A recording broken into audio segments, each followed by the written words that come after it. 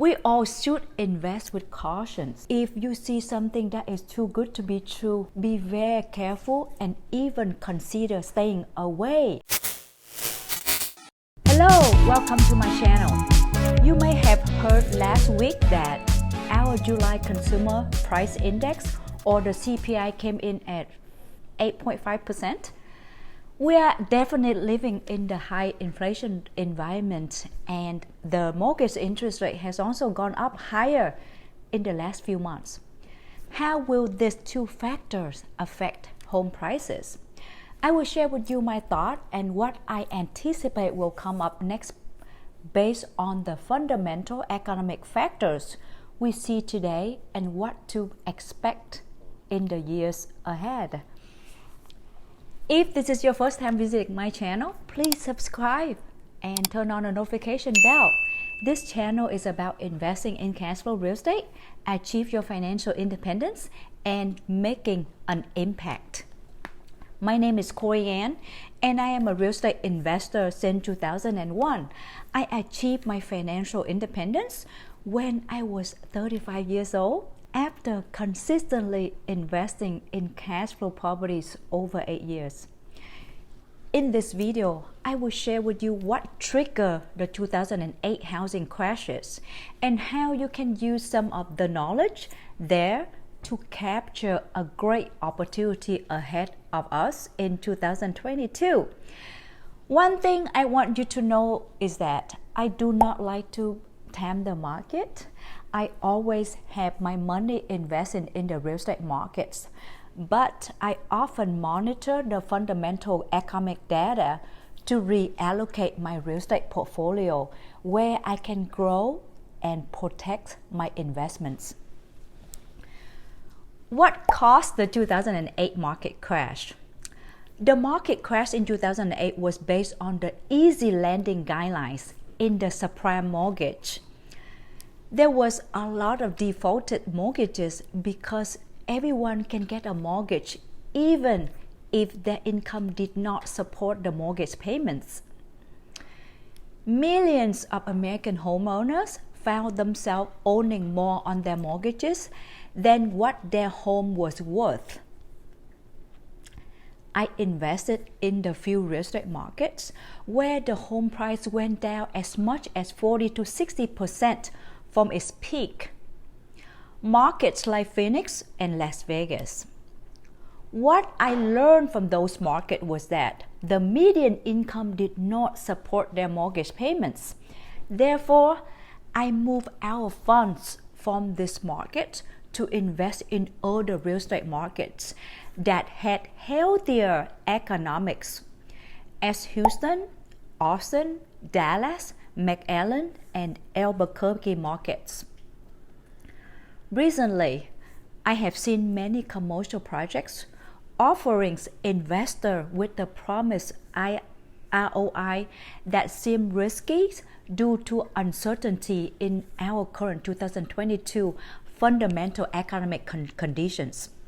We all should invest with caution. If you see something that is too good to be true, be very careful and even consider staying away. All investors should run their own numbers on these projects because when real estate takes a pause or a downturn, you may lose everything. And I had a few friends that unfortunately did. Let's look at our current real estate market and see what will trigger the housing prices correction in 2022. Home prices historical increase gradually at 2 to 5% annually, aligning with the income level increases. We are living in the highest inflation environment in 40 years. Home prices have increased by double-digit percentage in the last couple of years in some real estate markets. If you invested in this market, you see your net worth increase nicely. The next question everyone should ask is, has the income of the people living in these markets also increased in the double-digit percentage range to match that increase in home prices? If it hasn't, then it is reasonable for you to anticipate that there will be a home price correction. One personal monthly income plays a huge role in the qualifying for a mortgage loan.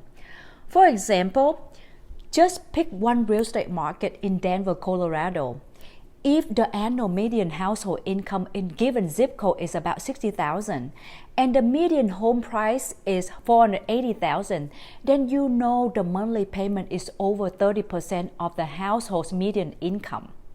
A lender will not approve a homeowner a mortgage because the risk is high for them. You will see why below.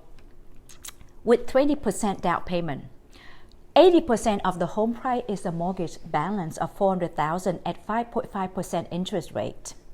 Then the total monthly payment PITI is about $2,316. With an annual income of $60,000, the monthly income is only $5,000.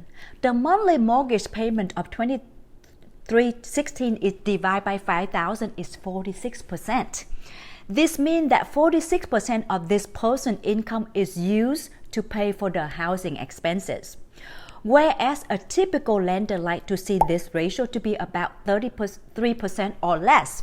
Say it differently, for someone with annual income of $60,000, a house $480,000 is generally considered to be out of reach. And hence, a lender typically does not like to fund this kind of purchase. If you are an investor in this home, then you know you take a higher risk to rent this property out to tenants with this median household income. You will anticipate some late rental payments because your tenants use up 46% of their income to pay for their rent. This situation like the market of 2008 because most homeowners did not qualify for the mortgages, but the subprime mortgages gave out loans anyway, disregarding the potential higher risk. This is what I anticipate in the months ahead. I will monitor this key data like inflation rate, interest rate, GDP, and unemployment rate closely to determine the real estate market directions. If the inflation rate is not reduced fast in the next 6 months, then the Fed will continue to raise the federal fund rates to control the inflation. They want our inflation to be around 2 to 3%, but we are still at least 5% above there. When we face high inflation, people typically cut their discretionary spending, and this reduced spending will impact companies. Companies like Walmart, Target, and Best Buy already had cut their earning guidelines in their recent quarter earning calls, preparing themselves ahead for the slow economic growth. When the Fed continues to increasing the federal fund rate to control inflation, you will see corporations not borrowing money to grow their company, and they even consider cutting the workforce because of less demand from consumers for their products and services. Right now, the workforce is still strong for the blue-collar workers in the hospitality industry and the service sectors. How about the white-collar workforce? I have noticed some high-tech companies already started to cut their workforce and freeze hiring in the last few months. Tesla cut 3.5% workforce in June. Netflix cut 3% of its workforce, and other tech companies like Redfin, Coinbase, BlockFi, and a few other tech companies announced their workforce reductions in June 2022. There are additional companies following suit. Companies like Peloton, Microsoft, Sweetgreen, Wix, Groupon, Snap, Robinhood, Oracle have already announced progress or upcoming workforce reduction in August 2022. The article is written by Forbes. That's where I find out the information.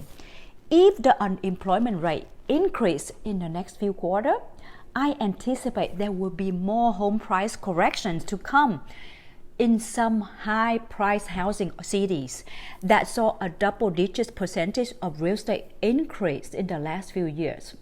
There will be an opportunity for new home buyers as well as investors who have been waiting to buy or invest in property in this market at the right price. CNBC already shared the top 10 real estate markets where sellers cut their listing home prices. 61.5% of sellers in Boise, Idaho cut their listing home prices. And you can see the rest of the other 9 cities in this photo from CNBC. The sellers of the cities already started to reduce their listing prices to meet the local home buyer affordability. Home prices will increase to be reduced to reflect the median household income, unemployment rate, and overall economy. In cities with more workforce deduction, you can also anticipate home prices to come down. Real estate is local, so you need to monitor the local data to determine if prices in given local real estate market are right to invest in, or if it is time to exchange your current projects to replace them with new projects that they can weather the uncertain economic downturn to lower your risk. If you have a cash reserve to hold on to these projects, then you should plan for it now. Here are some of the key economic data that I often monitor for each real estate market that I invest. Median income, median home price, rental income to mortgage payment ratio, mortgage payment to income ratio, affordability, and the local unemployment rate. So that is for today. I hope you really enjoyed this video. Do not forget to subscribe to my channel and click on the bell icon too. And if you believe this video can benefit your family and friends, then please share it with them. Share with us what city are you currently live in now, and if the home price is still affordable to your income. Also, what do you think about our current economic environment? Thank you so much for watching. Let's learn, invest, and make an impact. Ciao!